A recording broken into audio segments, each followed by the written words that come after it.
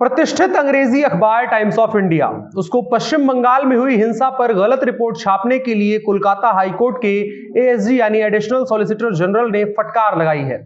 उन्होंने कहा है कि टाइम्स ऑफ इंडिया ने जो छापा है कि रेप के 21 मामलों में कोई सबूत नहीं है, इनमें जरा भी सच्चाई नहीं है। इसके लिए टाइम्स ऑफ इंडिया को माफी मांगनी चाहिए।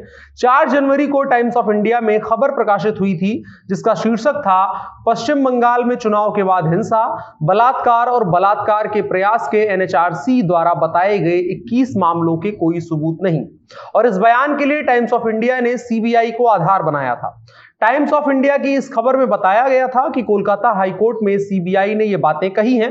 साथ ही उस खबर के अंदर यह बताया गया था कि राष्ट्रीय मानवाधिकार आयोग यानी एनएचआरसी की रिपोर्ट में 64 जिन मामलों का जिक्र है, उनमें से 39 मामलों की तो रिपोर्ट दर्ज की कर ली गई है और 21 मामले पश्चिम बंगाल पुलिस के पास सबूत के लिए वापस भेज दिए गए हैं और 4 मामलों में जांच की बात लिखी गई है। साथ ही टाइम्स ऑफ इंडिया की इस खबर में यह भी लिखा हुआ था कि 2 हत्या के मामलों को सीबीआई ने सबूत के लिए वापस भेज दिया है और इसका आधार एनएचआरसी की एक रिपोर्ट को बताया गया था जो कोलकाता हाईकोर्ट में एनएचआरसी की तरफ से जमा की गई थी। इसी खबर के आधार पर टाइम्स ऑफ इंडिया को भेजे गए पत्र में एडिशनल सॉलिसिटर जनरल ने लिखा है कि 3 जनवरी 2022 को बंगाल चुनाव के बाद हुई हिंसा के मामले में जो सुनवाई कोलकाता हाईकोर्ट में हुई है और उसके बारे में जो रिपोर्ट टाइम्स ऑफ इंडिया ने अगले दिन प्रकाशित की है, उन दोनों में अंतर है, वो दुर्भाग्यपूर्ण है। इसमें सीबीआई के हवाले से लिखा गया है कि उसमें जरा भी सच्चाई नहीं है और हाईकोर्ट में उस दिन की सुनवाई में सीबीआई ने असल में ऐसा कुछ नहीं कहा था जो इस खबर में लिखा हुआ दिख रहा है। इस रिपोर्ट के शीर्षक, तथ्य और आंकड़े पूरी तरह गलत है। लॉबीट नाम की वेबसाइट जो कि अदालती मामलों को रिपोर्ट करती है, उसके हवाले से एक ट्वीट आया है जिसमें यह लिखा गया है कि एएसजी दस्तूर ने टाइम्स ऑफ इंडिया के एडिटर को तुरंत इस रिपोर्ट को वापस लेने और गलत रिपोर्टिंग के लिए सार्वजनिक माफी मांगने को कहा है और इस अंडर डेवलपिंग केस की गलत रिपोर्टिंग करने के लिए भी सार्वजनिक माफी मांगने के लिए कहा है। कोलकाता हाईकोर्ट के एएसजी ने इस बात पर आपत्ति जताई है कि एक प्रतिष्ठित मीडिया संस्थान के द्वारा इतने संवेदनशील मुद्दे पर गलत रिपोर्ट कैसे किया गया। उन्होंने इसे चिंताजनक बताया है। इस रिपोर्ट को लेकर के तुरंत सार्वजनिक माफीनामा प्रकाशित करने के लिए भी कहा गया है। आपको बता दें, टाइम्स ऑफ इंडिया अपनी खबर में हत्या के मामलों को भी इन्वर्टेड कॉमा में लिखा था, जिससे यह प्रतीत होता है और आमतौर पर इसीलिए लिखा जाता है कि यह मामले सिर्फ आरोप हैं, यह सब असल में हुआ ही नहीं है। जबकि ये सभी मामले कोलकाता हाईकोर्ट में पेंडिंग है और इस मामले में आखिरी फैसला आना बाकी है और कई ऐसे मामले हैं जिनके सबूत कोर्ट के सामने पेश किए जा चुके हैं और तमाम प्लेटफॉर्म्स पर, सोशल मीडिया प्लेटफॉर्म्स और पब्लिक डोमेन में भी उपलब्ध हैं ऐसे सबूत, जिससे यह साफ होता है कि कोलकाता में ऐसी घटनाएं हुई हैं।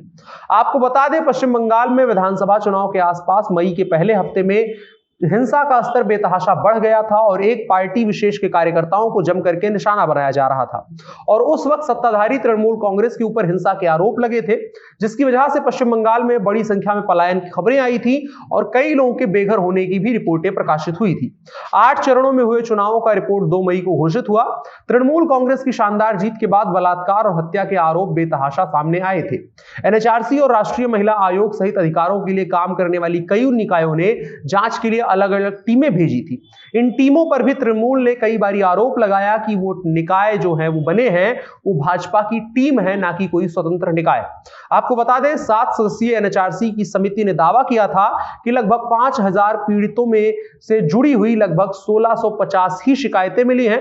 महिलाओं पर अत्याचार से संबंधित 75 शिकायतें अकेले एनसीडब्ल्यू में दर्ज की गई हैं। राज्य पुलिस ने एनएचआरसी को रेप की 12 शिकायतों की जानकारी दी थी।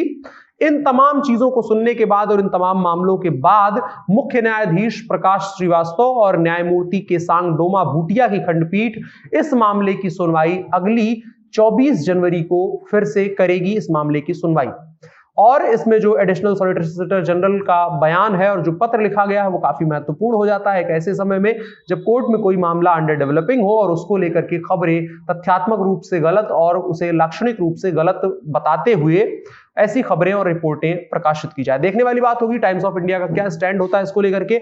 और टाइम्स ऑफ इंडिया अकेली वेबसाइट नहीं है, अकेले मीडिया प्लेटफॉर्म नहीं है। कई ऐसे मीडिया प्लेटफॉर्म हैं जिन्होंने इस खबर को मैनिपुलेट करते हुए गलत ढंग से छापा है। देखने वाली बात होगी उन सभी का क्या स्टैंड होता है इस पत्र के बाद। आपकी क्या राय है इसको लेकर कमेंट बॉक्स में बता सकते हैं और साथ ही इस वीडियो को साझा भी कर सकते हैं। मेरा नाम अनुराग मिश्रा है, आप जनता जंक्शन देख रहे हैं। कैमरे पर मेरे साथ ओम प्रकाश हैं। शुक्रिया।